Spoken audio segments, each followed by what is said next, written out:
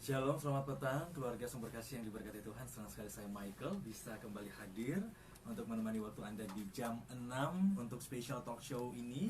Keluarga sumber kasih, kita akan berbicara soal kesehatan jiwa. Ini menyoal tanggal 10 Oktober 2023 akan ada perayaan Hari Kesehatan Jiwa Sedunia. Dan kali ini sudah hadir bersama Mike di studio, sebetulnya dari tadi ya. Ada Dr. Iren Rusdi sebagai spesialis dokter jiwa. Kemudian, selamat malam dokter. Selamat malam, Michael. Iya, sepertinya kurang suaranya. Selamat malam dokter. Oke. Selamat malam, Michael. Oke, selamat malam juga. Kemudian ada Velia Anastasia, saya panggil Vili ya. Ini sebagai psikolog klinis bersama dengan Dr. Iren dari Integra Mental Health Hub yang berkantor di Citraland Manado. Oke, selamat malam. Selamat malam, selamat malam. Iya, kemudian juga hadir di studio dari komunitas ya atau berorganisasi ini dari Bider Manado, ada Lady Tumbelaka sebagai pegiat kesehatan mental. Selamat malam. Selamat malam, Michael. Oke, ini karena akan berbicara jiwa-jiwa ini ya. Tadi semuanya pada sehat ya. Untuk Hari Kesehatan Dunia sedunia ya, kesehatan jiwa sedunia itu kenapa ya pakai tema yang itu yang tadi? Hari Kesehatan Jiwa Sedunia 2023 itu tema umumnya adalah Mental Health is a Universal Human Right. Oke, itu ya yang Ya, sedunia. jadi hak asasi seluruh umat manusia. Ya.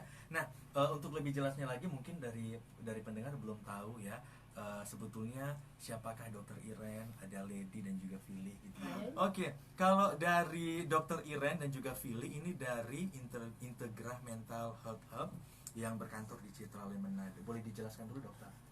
Oke, jadi acara spesial hari ini memang digagas oleh Integra Mental Health Hub namanya. Ya. Itu adalah kantor kami berdua, saya sama Vili, Betul. di mana di sini adalah rumah bagi para pegiat atau orang-orang yang berkecimpung dalam bidang mental health. Oke. Utamanya adalah saya, dokter spesialis kedokteran jiwa atau sering disebut sebagai psikiater, Ya. dan para psikolog. Nah, kami juga menggandeng karena istilahnya supaya ini memang mencakup yang lebih luas, kita menggandeng rekan-rekan termasuk seperti rumah dari Lady, yaitu semacam komunitas atau yayasan yang bergerak di situ adalah kalau pikir orang-orang awam ya.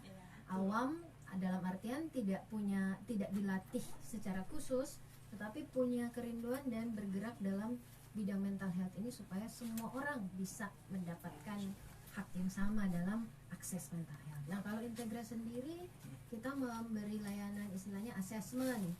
Assessment itu artinya tes kesehatan mental. Jadi sekarang kan banyak yang untuk mau Tes psikolog. self diagnose, biasa buka-buka di internet, Oh, iya, googling, betul ya. terus Cari cari tahu tahu sendiri. betul. Padahal diagnosis kesehatan mental itu harus profesional Betul. yang memberikannya. Harus ketemu Jadi langsung ya, Betul. ya nggak ketemu langsung juga kita ada layanan Ada online ya, kok. betul. Ya, Oke. jadi intinya sebagai profesional harus mendiagnosis melalui assessment, kemudian konsultasi, konseling. Jadi Ya. jangan sampai sakit, kita berusaha untuk mencegah jangan sampai sakit, atau kalaupun udah sampai ada kondisi gangguan jangan sampai parah gitu. Oke. Intinya Kalau boleh itu tahu, kalau Integra. ya, Integra ini sudah berdiri sejak kapan dan kenapa harus ke Integra, dokter? Integrasi baru mulai tahun ini. Tahun ini. Resminya kita mengangkat tanggal itu 23 Maret 2023 sebagai tanggal ulang tahunnya Integra. Tapi full runningnya itu sekitar bulan Mei kita sudah full running dengan dimulai dengan tadinya satu psikiater satu psikolog, jadi berkembang satu psikiater dua psikolog, dan akhirnya sudah 2 psikiater 4 psikolog Mantap sekali. di tempat kita. Oke. Dan di sampingnya Dokter Iren dan juga Vili ada dari Bider Manado ya. Ini kebetulan yang datang adalah Lady Tumbelaka. Kenapa harus ada Bider Manado? Jadi Bider ini dibentuk oleh ada pendirinya. Ya. Ini berangkat dari mereka yang kehilangan orang-orang terkasih karena suicide. Jadi dari situ kayak pendiri-pendiri ini memiliki kerinduan mungkin atau panggilan supaya di Manado belum ada nih kayak safe space, tempat untuk bisa orang jadi pertolongan pertama untuk orang-orang yang punya mental issues begitu. Jadi didirikanlah BIDER. BIDER ini lebih cenderung mencakup ke anak-anak muda dan bergeraknya lebih luas di media sosial. Jadi kalau misalkan ada teman-teman atau anak-anak muda, remaja yang kayak butuh teman curhat atau butuh untuk konseling sebagai first aid atau kotak ketiga kanya ya untuk kesehatan mental, bisa datang ke BIDER. Jadi kayak BIDER bisa konseling untuk first aid awal mulanya gitu. Jadi nanti bisa di screening kayaknya mereka yang datang ini butuh bantuan profesional atau cuman butuh teman curhat gitu. Jadi biasanya kalau dari BIDER lihat orang-orang ini kayaknya sudah butuh penanganan khusus, jadi dari tolong kayak rujuk ke dokter dan psikiater, psikiater dan psikolog. Ini bagian juga dari secara yang bisa ditemukan secara real ya, Dokter Iren. Apakah orang yang terlalu banyak melamun seperti tidak biasanya itu bagian juga dari ciri-ciri awal, Dok? Seperti yang Vili sampaikan tadi, bahwa kalau ngelamun itu biasanya karena ada sesuatu hal yang mengalihkan pikirannya, dan biasanya itu berupa masalah, masalah yang belum terselesaikan, sehingga energi berpikirnya yang mestinya bisa dipakai untuk aktivitas rutin harian teralihkan ke untuk energi itu masuk ke berpikir yang nggak selesai-selesai ini. Nah, kalau orangnya sampai banyak ngelamun, itu artinya energinya sudah makin terkuras, sudah makin habis. Begitu. Nah, energi mental yang makin kurang, makin habis, ini yang namanya istilahnya burnout. Orang sudah kelelahan, habis energi mental, muncul reaksi-reaksi fisiknya, seolah-olah beneran capek gara-gara lari jarak jauh. Padahal capek larinya di dalam pikirannya dia gitu, muter-muter tapi nggak sampai ke tujuan.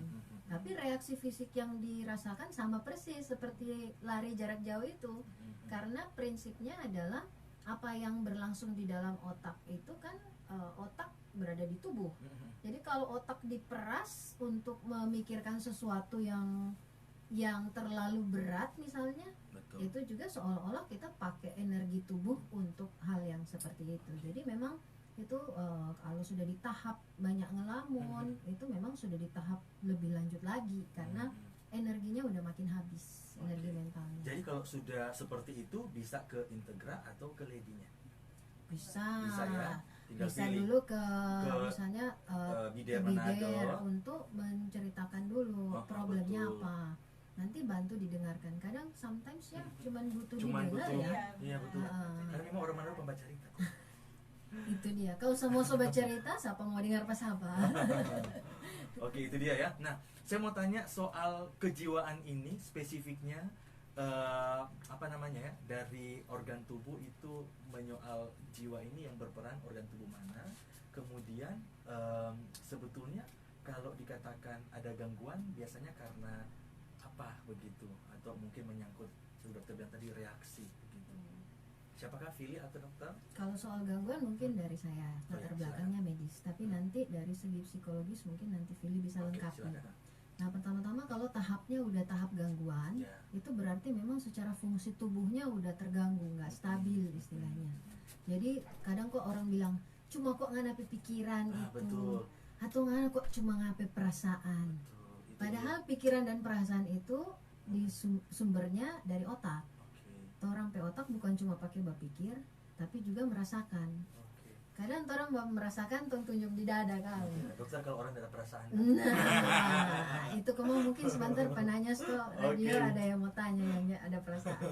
Intinya kalau orang merasakan, orang tunjuk dada. Karena apa? Karena organ tubuh yang berespon terhadap perasaan itu jantung biasanya.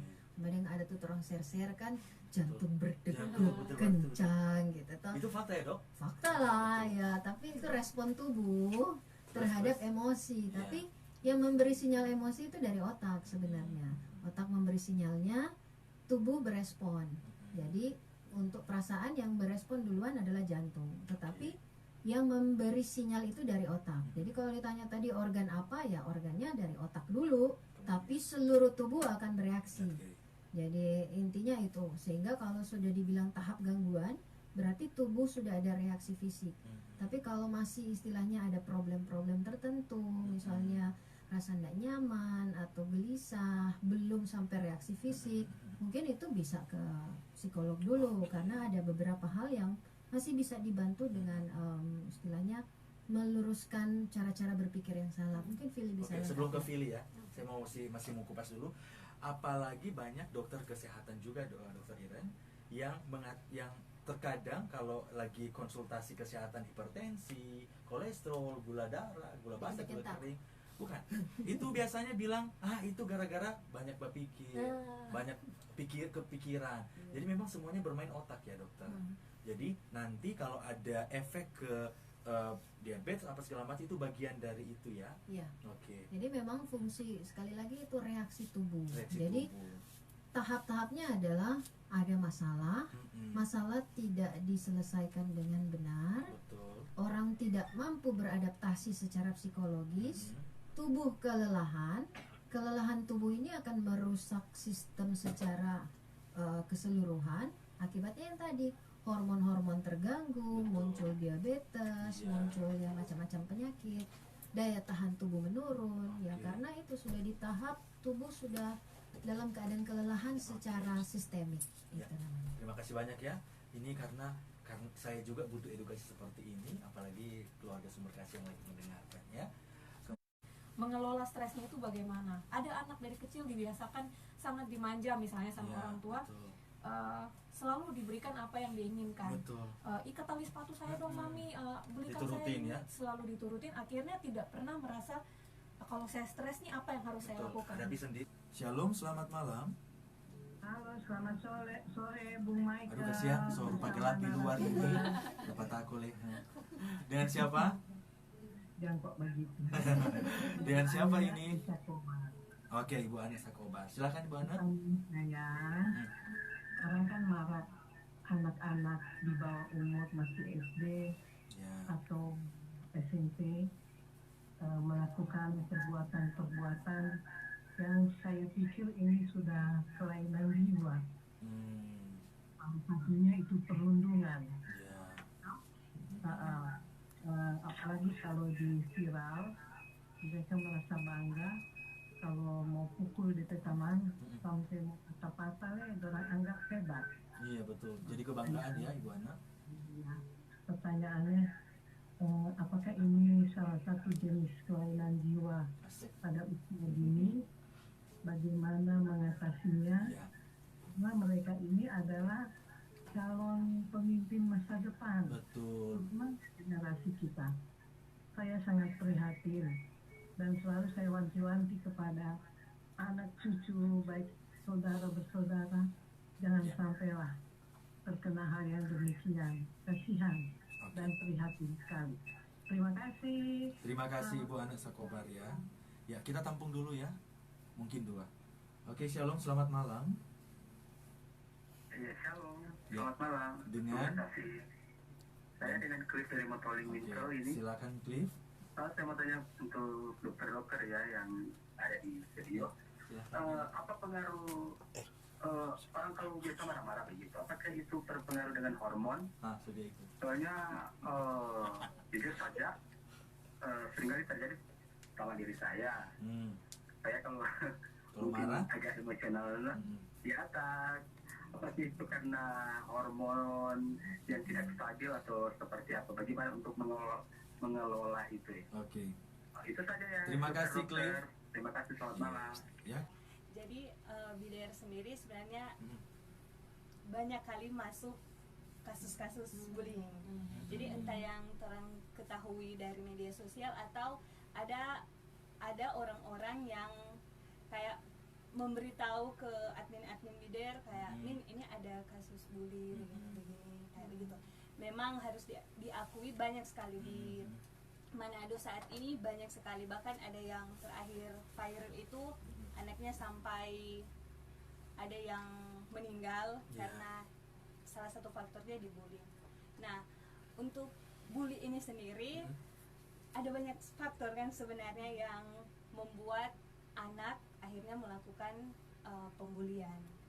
Ada banyak mungkin contoh yang dilihat atau didengar. Sekarang kan informasi cepat sekali, banyak contoh juga kayak tontonan-tontonan begitu.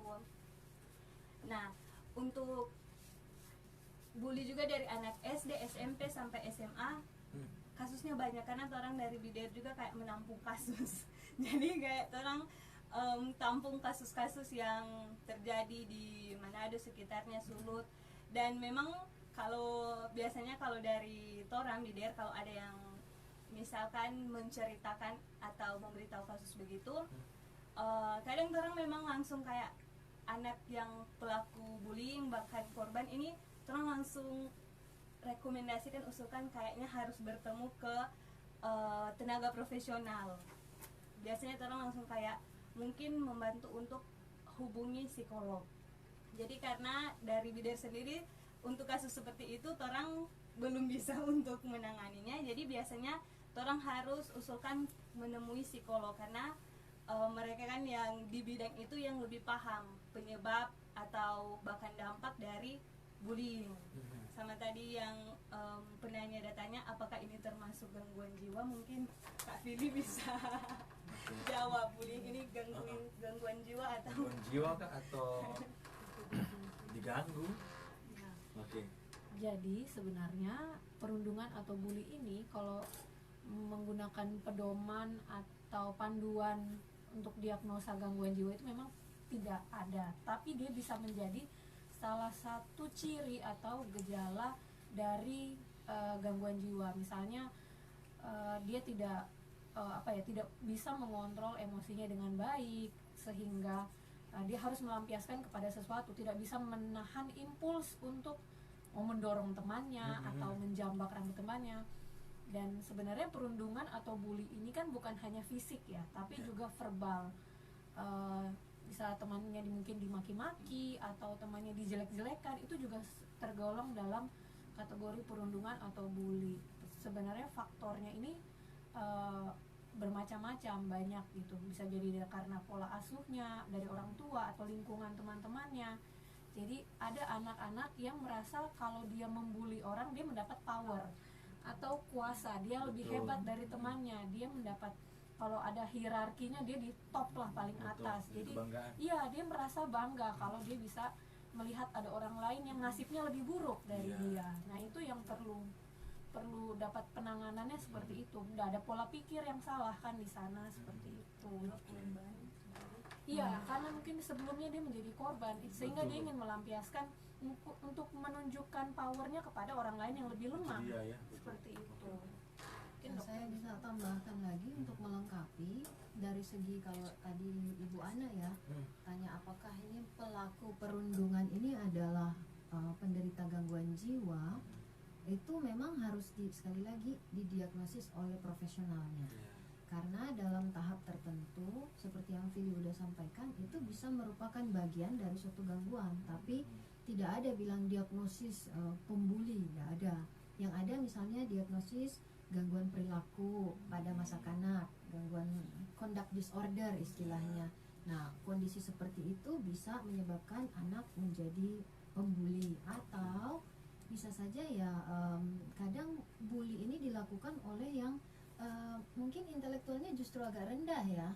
Jadi yang karena artinya dia nggak mampu secara intelektual, ingin mencapai prestasi, mampunya dengan menindas orang gitu. Jadi sebagai kompensasi dari ketidakmampuannya, itu yang dia lakukan. Jadi sebenarnya ketika tes IQ-nya mungkin agak rendah, di bawah rata-rata. Jadi kalau orang Manado bilang maksudnya ya bukan sepenuhnya DP salah juga ya, memang cuma sampai situ DP ontak dan misal gitu kan. Jadi ya background juga masing-masing orang perlu evaluasi, itulah butuh dievaluasi oleh profesional. Tadi soal marah-marah apakah termasuk? Marah-marah, aduh tak pikir ya, nah kalau bicara hormon berarti harus dokter kan. Jadi ini supaya juga para pendengar radio Sumber Kasih supaya lebih paham Kang. Di sini orang 3 orang, satu pegiat kesehatan mental, backgroundnya ya komunitas ya. Betul. Nah, kalau yang berdua kami dari Integra, saya sebagai psikiater, Dr. Iren. Di sini ada Filin Fili. Anastasia sebagai psikolog klinis. Nah, bedanya kadang orang bingung. Betul. Saat psikolog dan psikiater Psikiater DP itu beda betul. apa? Nah, psikolog klinis adalah magister psikologi. Jadi jenjangnya dimulai dari masuk selesai SMA masuk ke Fakultas Psikologi, tamat sarjana psikologi melanjutkan magister. Ya, betul. Jadi backgroundnya adalah mempelajari kondisi kejiwaan, mental terkait Teori, ya. dengan proses pikir dan lain sebagainya. Betul. Sementara kalau psikiater jenjangnya adalah mungkin ada orang tua di sini mau saya masuk Betul. psikolog atau psikiater. Nah, jenjangnya kalau psikiater itu maaf saja panjang perjalanan karena mesti kasih kelar dulu habis SMA masuk kedokteran umum dulu, zaman Betul. orang dulu 7 tahun kelar kedokteran umum. Sempatnya 7 tahun. Selesai itu jadi dokter umum, habis itu praktek dokter umum dulu, ambil spesialis kedokteran jiwa. Orang 5 tahun di Makassar karena ada magisternya, tapi spesialisnya rata-rata 4 tahun. Jadi jenjangnya jalurnya berbeda, tapi ya itu orang saling melengkapi. Oke. Jujur kalau cuman dokter Iren yang mengatasi gangguan jiwa di seluruh Sulawesi Utara, sunyak tidur-tidur nyak makan-makan. Jadi orang harus gandeng. Jangan terganggu. Nah itu kalau dokter Iren kemang susaki ya gimana. Jadi intinya orang saling melengkapi. Oke. Jadi saling mendukung. Nah, Ya. pertanyaannya Cliff tuh kita Ya. jawab singkat dulu terkait Marah-marah. marah-marah apakah hormon? Betul. Hormon bisa menyebabkan itu, tapi biasanya pada hormon perempuan. Kalau laki-laki, stop. Kalau DP marah-marah terkait hormon apa ya, agresivitas yang tinggi, tapi Betul. jarang. Jadi biasanya. dokter saya bisa Michael bisa simpulkan bahwa laki-laki tidak boleh marah. Bukan dokter bilang begitu.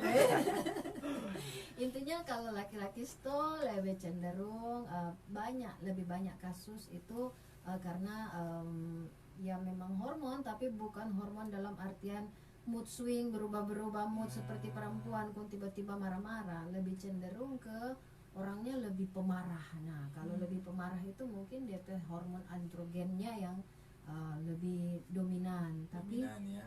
karena Lebih tidak dominan ada biasa. pengukuran itu, maka orang tidak bisa simpulkan sesederhana itu Ya. sebenarnya. Kita ke penelpon dulu, nanti boleh minum dulu ya. Shalom, selamat malam. Selamat malam, Bu Michael. Ya, Ibu Nak. Iya, Aduh, ada gangguan apa ini sobat telepon? malam baik. Malam baik, silakan. Apa kabar? Ada sukacita Oh, semua? sukacita luar dalam terus sih. Haleluya. Amin. Ya. Oh, berarti ini kuat mental ini. Silakan. Begini, Ya. bicara tentang mental khususnya buat anak-anak remaja ya. Dari saya lihat sekarang ini bukan cuma anak-anak remaja yang mentalnya ya so Tapi, payah. Tapi ini orang-orang besar ini, Ya, aduh, atau kasihan. tua-tua kampung, banyak yang seperti itu. Nah, kalau ini para medis ini, apakah cuma orang anak muda atau sampai Semua usia. orang-orang dewasa, orang-orang besar? Oke. Nah, kedua, pertanyaan saya, Kedua, saraf mental itu, bisakah? Karena saya dengar ada kata bilang ada saraf mental itu putus. Is, Karena putus saraf. Saraf. putus sarafnya. Nah, saya mau bertanya, itu kan betul? Dan kalau itu betul, itu menjurus kemana? Kalau itu betul ada Oke. saraf mentalnya putus, kok? Ya. Kalau betul itu, dia menjurus kemana kalau sarafnya putus? Oke. Terima kasih banyak. Terima kasih Bu Nak. Ya. Jadi nanti Ibu Nak. Ibu Nak, Ibu Ame, dokter dulu jawab tentang putus-putus saraf, Saraf ya kan? orang tua itu. Sebentar tentang apakah masalah mental health ini hanya anak muda atau dewasa, Iya. nanti pilih dengan Lady mau bantu jawab. Nah, terkait istilah saraf putus, ini kok sebenarnya istilah kan? Iya, betul. Sama deh orang bilang dokternya kan pernah melahirkan 3 kali, orang bilang mesti istirahat jangan Putus saraf. karena kalau habis melahirkan tuh saraf-saraf putus-putus kata semua. Jadi Wow. mau apa namanya bilang bentahang kalau Bentahang, tidak betul. istirahat, mau naik darah putih di kepala. Ini sebenarnya semua istilah. Iya. Karena mau dibilang salah juga ya itu dari hasil pengamatan dari puluhan tahun, ratusan tahun mungkin sampai orang tua turun temurun jataru kira bahwa abis melahirkan sering kena yang begini. Padahal ketika orang lihat dari ilmu kedokteran modern itu dia nama contoh baby blues syndrome. Itu adalah sindrom depresi karena perubahan hormon pada ibu pasca melahirkan. Tapi diistilahkan seperti itu karena zaman dulu belum ada penelitian gitu sehingga orang belum tahu bahwa ini apa DP medis. Nah sekarang ilmu pengetahuan sudah berkembang secara medis, orang so paham bahwa ada faktor-faktor tertentu yang menyebabkan orang tubuh bereaksi secara tertentu. Nah kalau contoh dari Ibu Ame tadi bahwa disebut putus saraf dan gejala yang tampak oleh keluarga itu meleleh air dari mata, hidung dan lain sebagainya, liur-liur, itu perlu didiagnosis dulu. Karena apa? Seperti dokter bilang tadi, kalau orang bicara kesehatan jiwa itu kalau mau bilang cuma pikirannya tidak cuma, karena otak yang memproses. Nah otak juga mengelola seluruh tubuh, termasuk orang mau bergerak, mau angkat tangan, itu otak yang kelola. Makanya kalau orang bilang ada penyakit stroke, verlaming, itu karena tuh otak tak sumbat di area motorik, orang bilang area gerak. Nah yang error kalau orang gangguan jiwa adalah area berpikir. Jadi sampai otak ini Tuhan Anda ciptakan ada DP spot-spot. Spot ini untuk mengatur gerak, spot ini mengatur emosi, spot ini untuk mengatur berpikir. Jadi ada DP fungsi masing-masing di area-area otak. Nah kalau bilang tuh putus saraf ada gejala ini, kemungkinan memang ada gangguan saraf tertentu, tapi tidak bisa disamakan dengan gangguan mental, gangguan jiwa. Belum tentu. Dan kadang-kadang juga pengobatan gangguan jiwa kalau DP dosisnya tidak datang bawa-bawa di dokter kontrol, cuma aja pipi ambil obat, minum terus, ada DP efek samping tuh aja keluar liur. Betul ya. Makanya untuk pengobatan jiwa itu tidak bisa cuma bilang yang penting dia so baba diang, kagak ikutnya so pigi so tahu. Makanya mesti jatah rutin kontrol.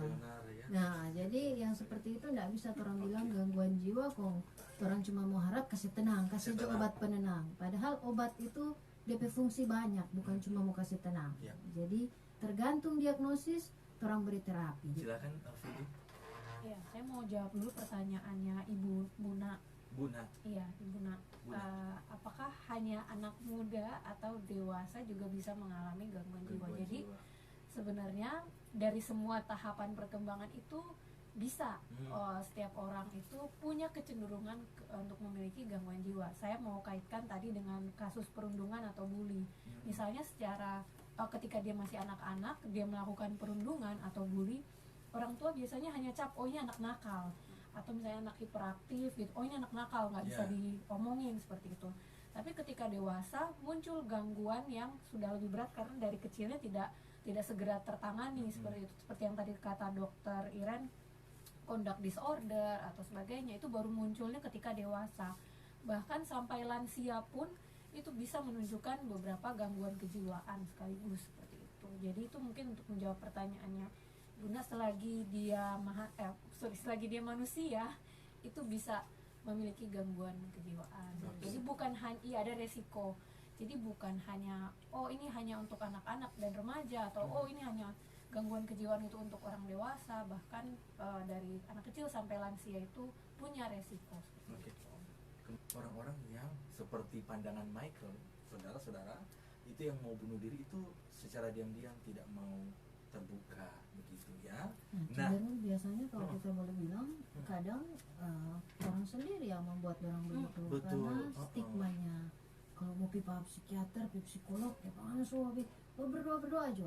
Bukannya berdoa tidak baik, wajib berdoa. Tetapi ketika orang ingin sharing dan orang tidak ada yang mendengarkan, ya jelas orang harus cari yang memang berkecimpung dalam bidang itu, yang bisa menjaga rahasia dan harus mengeluarkannya. Jadi kalau mungkin pendengar radio Sumber Kasih dari sini, jika memang melihat di sekeliling kita memang ada yang membutuhkan pertolongan, orang tetap suruh dorong berdoa, tapi tetap carikan pertolongan juga. Artinya supaya meminimalisir stigma kan teman-teman. Jadi mungkin itu yang kita bisa komentari dari yang Bu Michael udah bilang tadi. Terkait dengan pertanyaan dari Instagram, kalau untuk ke BPJS hanya mengcover psikiater karena sudah dianggap satu tahap gangguan, jadi butuh pengobatan. Jadi bisa di cover BPJS. Sementara ke psikolog belum sampai tahap gangguan, sehingga tidak di cover oleh BPJS. Tetapi bisa istilahnya dievaluasi dulu. Kalau memang dia butuh tahap gangguan, bisa mengurus rujukan untuk pakai BPJS ke psikiater. Jadi sekali lagi ke psikiater itu sudah di tahap gangguan yang butuh pengobatan. Tapi kalau memang hanya punya BPJS dan hanya untuk evaluasi dan butuh dievaluasi, walaupun belum tahap misalnya gangguan berat, tetap bisa ke psikiater juga. Nah, kapan ke psikiater, kapan ke psikolog? Kalau gejala fisiknya sudah mengganggu sekali, misalnya susah tidur, gelisah, itu harus ke psikiater. Tapi kalau istilahnya hanya pikiran-pikiran yang berlebihan baru overthinking, itu boleh ke psikolog dulu kira-kira. Selanjutnya Shalom, selamat malam. Ibu siapa? Meis. Ya. Nah, mau ambil sesuatu itu tangan sudah gemetar. Apalagi kalau mau ambil grandang untuk perjamuan, aduh, karena terlalu hati-hati gemetar. Terus tuh tangan suka berkeringat banyak. Ya sudahlah. Kalau apa itu langsung boleh ke psikiater atau dokter Lagi putus saraf atau apa tuh? Iya bukan. Itu Ibu Meis. Ini perlu dievaluasi pertama Ibu Meis umur dulu berapa, karena ada risiko pengaruh dari penyakit fisik. Nah, penyakit fisik ini macam-macam, bisa saja hanya kekurangan garam. Kadang kalau garam kurang juga bisa menyebabkan tremor, orang bilang tremor halus. Jadi harus dievaluasi apakah memang sumbernya dari saraf. Nah, ini kok tuh susah dorong bedakan antara dokter spesialis saraf dengan dokter spesialis jiwa. Kira sama, padahal beda. Kalau dokter spesialis saraf, DP saraf cuma satu. Kalau spesialis jiwa, penyakit saraf-saraf dong bilang. Dua DP saraf. Bagus itu. Intinya adalah dokter spesialis saraf ini neurologi. Kalau bisa dianalogikan sama dengan komputer, dorang ini DP hardware. Nah, betul. Jadi DP CPU, DP monitor. Kalau Ini yang dokter saraf. Itu saraf. Jadi sudah paling verlaming, oh jelas saraf bermasalah. Tapi kalau ke psikiater atau spesialis jiwa, DP software bermasalah. Dapat lihat dari luar nih komputer masih mulus, pasang kamari hang. Nah, jadi kira-kira seperti itu. Kalau beda antara dokter spesialis saraf dan spesialis jiwa. Jadi untuk Ibu Meis keluhan mungkin evaluasi dulu di saraf. Kalau sarafnya tidak ada masalah, nah baru dari saraf biasa konsul ke psikiater atau dokter ahli jiwa. Kalau pakai BPJS bisa pakai satu rujukan. Semua dokter meron boleh, yang penting rujukan masih berlaku. Jadi ambil rujukan dulu ke spesialis saraf, nanti spesialis saraf bilang oh aman DP saraf, berarti mungkin saraf. Nah, berarti itu jadi lanjut ke psikiater, ke dokter spesialis jiwa. Ya itu dia ya jawabannya. Yang Michael penasaran bedanya stres, depresi dan gila. Kalau stres, depresi dan gila ini istilah yang sebenarnya ekstrim sekali. Apa istilah awam, kadang orang lihat yang di pinggir-pinggir jalan orang gila gitu. Padahal sebenarnya kembali lagi ke pedoman pedoman diagnostik itu tidak ada diagnosa gila pada orang. Kalau stres ini sepertinya setahu saya seperti reaksi negatif dari sebuah tekanan, bisa dari tekanan apapun, pekerjaan bisa menimbulkan stres. Itu pokoknya reaksi emosi negatif, pikiran negatif itu menimbulkan stres. Nah, stres ini ada dua, ada eustress, ada distress. Nah, kalau distress itu reaksi negatif karena sesuatu yang memang negatif, kayak misalnya tiba-tiba dicaci maki oleh teman, itu kan sangat menyakitkan. Betul. Gitu. Tapi kalau eustress ini stres yang sebenarnya membawa pada hal-hal yang positif. Misalnya kita mau ujian kenaikan kelas, setiap anak itu mengalami stres. Tapi kita tahu setelah ujian ini kita bisa naik kelas, dapat hal yang positif. Kita belajar, kita jadi lebih pintar. Nah, itu ada dua tipe stres. Lalu bedanya dengan depresi apa? Nah, depresi ini sepertinya gangguan kejiwaan, masuk ke gangguan mood begitu ya dokter ya. Afek depresif sepertinya, seperti itu. Jadi bukan orang yang sedih-sedih terus. Kadang orang putus cinta mikirnya depresi ini adalah perasaan sedih terus, tapi depresi ini sebenarnya perasaan tidak bisa mengalami kebahagiaan atau kegembiraan. Nah, jadi ada kriterianya juga. Jadi tidak bisa orang habis putus cinta saya depresi, nggak bisa begitu, karena betul. harus ada minimal berapa bulan sampai dia Sampai, dikatakan betul. depresi. Itu bisa sedih, bisa kehilangan kegembiraan, ataupun juga bisa merasa putus asa yang berlebihan. Saya udah nggak tahu mau hidup seperti Itu depresi ya. iya, itu makanya orang yang Masih mengalami salah aja berarti pada orang. mengalami kecenderungan untuk melakukan Iya. bunuh diri itu Oke. kebanyakan karena alasan depresi. Depresi. Karena tidak punya tujuan hidup, Betul putus asa sekali, dan ya. tidak tahu mau berbuat apa di dalam kehidupan. Seperti itu. Oke. Kalau Yang tadi gila, yang ekstrim itu tadi. kalau ekstrim itu sepertinya Padahal nggak gila. istilah skizofrenik ya, Dok ya. Atau ada gejala psikosis namanya, Psikosis, gejala iya. psikotik. Tapi kalau orang gila memang lepas kontrol kan, di luar kontrol dia kan. Iya, kalau dibilang yang secara awam bilang gila itu sebenarnya secara medis kita sebut psikosis. Nah, psikosis ini adalah kondisi di mana orang terlepas dari realita secara ekstrim. Jadi makanya dia berhalusinasi, ada keyakinan yang salah bahwa napa dorong somodu supaya kita. Itu kan keyakinan yang salah yang tidak bisa Apa dibuktikan. sebutannya tadi apa? Psikosis. Oh, Nah, psikosis, untuk ya. psikosis ini banyak DP diagnosis macam-macam. Kalau yang tahap kronis, rupa yang Vili udah bilang tadi itu skizofrenia, itu yang paling banyak orang sebut sebagai orang gila ya biasanya skizofrenia. Tapi untuk depresi pun bisa berkembang ke tahap psikosis apabila depresinya tidak ditangani terus Wow. dia so murung-murung, so babakurung di rumah selama Betul, 6 betul. bulan, so mulai mendengar bisikan. Bisikan. Nah, itu so psikosis. Jadi itu namanya depresi dengan gejala psikosis. Jadi bahaya ya. psikosis ini bisa terjadi pada berbagai macam diagnosis. Tapi intinya kalau yang disebut gila itu adalah suatu kondisi gangguan mental berat di mana orang so terpisah dari realita. So nggak paham realita yang nyata. Walaupun yang bilang masih pandai dia, masih boleh makan, minum apa, kalau tanya ini doi berapa dia masih tahu. Belum Ya bayar. iya, dia bilang, untuk orang gila bilang ya kita ini gila bukan bodoh. Marduk. Jadi bukan orang yang gangguan jiwa berat itu menjadi bodoh, enggak, beda. Jadi gangguan jiwa berat adalah ketidakmampuannya untuk memahami realita. Oke, selanjutnya Shalom, selamat malam. Halo, selamat malam. Boleh Bapak ulang toh? Cliff ini Mumpung gratis. mumpung gratis. Silakan Ada singkat. realita yang terjadi di satu orang di kampung. Jangan sebut nama. Urusan begini, urusan. Seorang pintu bapak itu ada masalah tanah. Dia waktu itu dia bikin, dia soal tanda tangan dan dia jual ke orang. Setelah mengurus, dia pura-pura bikin gila. Dia memberontak, bataria menangis. Padahal dia keseharian itu biasa-biasa. Biasa-biasa. Jadi bagaimana orang sebagai orang mau mendiagnosis itu orang gila itu dibuat-buat atau cuman bagaimana ya? Cuma acting. Coba Ibu jelaskan. Oke. Itu gila beneran atau cuma dibuat-buat? Itu saja, terima kasih, selamat malam. Oke. Ya, saya berkompeten mungkin Pak Cliff pertanyaan Ya, Anda.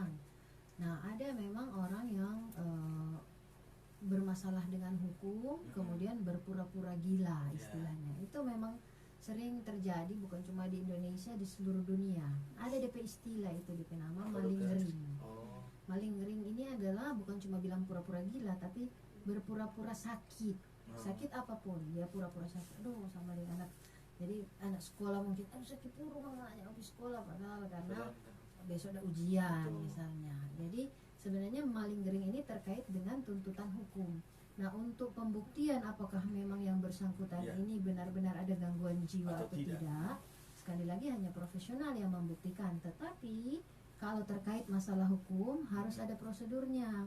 Jadi untuk pihak yang berperkara ini harus mengajukan permintaan surat keterangan kesehatan jiwa ke rumah sakit jiwa supaya nanti dikeluarkan surat keterangan dari dokter dan psikolog yang akan memeriksanya di sana, memastikan memang dia ada gangguan atau tidak. Jadi harus ada bersurat dulu. Jadi nggak bisa langsung bilang panggil Pak psikiater atau panggil psikolog, saya tahu dia ini gila atau nggak bisa. Jadi ada prosedurnya karena ini terkait dengan pembuktian hukum. Jadi DP prosedur itu harus prosedur hukum yang jelas. Jadi ada permintaan, ada surat jawaban. dan itu harus ke rumah sakit yang milik pemerintah. Jadi kalau kata orang di sini rumah sakit jiwa Ratu Buisang di situ bisa untuk meminta surat keterangan kesehatan jiwa pada untuk pembuktian pada kasus-kasus hukum. Dan kita akan mengakhiri untuk special talk show di malam hari ini menyoal tentang kesehatan jiwa. Nanti ada pesan penutup yang akan diawali oleh mungkin Lady dari Bider Manado, karena mungkin ada pesan-pesan karena biasanya pasien anak muda ya. Ya, nanti setelah Lady, Philly dan juga akan ditutup oleh dokter. Silakan. Oke, jadi orang Bider selalu setiap misalkan ada talk show atau diundang di mana-mana, orang selalu dia bilang para audiens kalau kesehatan mental itu penting. Sama halnya dengan sehat secara fisik, sehat secara mental juga penting, dan sehat secara spiritual. Jadi tidak bisa misalkan satu sakit dua sehat, atau misalkan dua yang sakit cuma satu yang sehat, tidak bisa seperti itu. Jadi orang harus beriringan, maksudnya sehat secara fisik, mental maupun secara spiritual. Dan untuk teman-teman anak-anak muda mungkin yang di setiap generasi kan punya tantangannya beda-beda. Mungkin yang sekarang kalau sama katuk sekarang biasa dong kasih stigma generasi kata mental kerupuk. Sebenarnya tidak bisa juga orang menjudge seperti itu. Kalau misalkan butuh teman curhat, boleh datang ke Bider. Juga for teman-teman, kalau ada teman-teman yang ada di teman yang mau curhat, kalau bisa jadi pendengar yang baik. Jadi orang asa kepekaan. Bisa saja karena orang menyepelekan, ada yang berujung amit-amit suicide seperti itu. Dan kadang juga orang selalu bilang ke orang tua untuk jangan menyepelekan rasa sakit hati anak, atau anak biasakan kata-kata ini dan dia bilang cuma sekedar kata-kata akan diingat seumur hidup. Jadi kalau bisa orang pun jaga lisan kepada anak-anak itu orang. Terima kasih ya untuk Bider Manado. Selanjutnya Philly. Pesan-pesan yang penutup ini dari saya, mari sama-sama orang hentikan stigma terhadap orang-orang yang ingin mencari pertolongan profesional, baik untuk curhat ke Bider maupun orang yang datang ke psikolog maupun ke psikiater. Itu adalah usaha-usaha untuk supaya setiap orang ini mendapatkan pelayanan kesehatan mental yang baik. Sama seperti kesehatan fisik, orang ke dokter itu kan bukan sesuatu yang memalukan. Jadi saya mau ke dokter jantung misalnya, pengen sehat ya, iya, gitu ya. memang ada solusi. Iya betul. Jadi kita hentikan stigma-stigma negatif terhadap orang-orang yang mencari bantuan atau layanan kesehatan mental. Itu saja. Terima kasih ya, Philly. Dokter. Oke, jadi dari saya terakhir mengusung tema hari ini sebenarnya self love, self care dan well being practice. Itu kita ingin mengingatkan semua bahwa sebelum orang bisa mengasihi full orang lain, orang harus menerima dan mengasihi orang diri dulu apa adanya. Jadi bukan bilang orang egois dengan menyayangi diri, tidak. Justru itu awal mula orang kasih sayang ke orang lain bisa maksimal. Karena kalau orang diri sendiri juga orang abaikan, bagaimana orang mau mengasihi orang lain. Jadi selalu merawat diri dengan prinsip bahwa dengan merawat diri itu adalah salah satu juga pesan Tuhan untuk orang mengasihi diri, mengasihi sesama sebagaimana orang mengasihi diri sendiri. Jadi harus itu juga orang lakukan. Karena biar bagaimanapun orang diri berharga, Tuhan sudah membuat orang bisa melayani orang lain. Jadi orang harus menghargai dulu orang diri dan menghargai orang lain. Dan yang paling terakhir yang menyambung Philly bilang tadi, orang selalu bilang make assessment and consultation a lifestyle. Jadi anggap gaya hidup. Kalau mulai rasa sakit-sakit kan orang langsung tiba check up ke dokter. Kalau mulai rasa ada sedikit masalah dengan kondisi mental, ini ada salahnya cuma assessment dulu untuk mengevaluasi kondisi diri, bisa datang ke profesional, jangan self diagnose. Terima kasih untuk Philly Anastasia sebagai psikolog klinis di Integra Mental Health Hub bersama Dr. Iren sebagai spesialis dokter jiwa ya, kedokteran jiwa, dan Michael tambahkan lagi bagi yang ingin by WhatsApp Messenger di admin Integra silakan di nomor 0816269779. Oke, terima kasih banyak juga untuk Anda semua keluarga Sumber Kasih yang sudah mengikuti program ini. Nanti kita akan ketemu lagi di lain waktu. Yang tugas saya Michael, ada Lady, Philly, dan juga Dr. Iren. Mohon pamit. Tuhan Yesus memberkati. Shalom dan Immanuel. Terima kasih.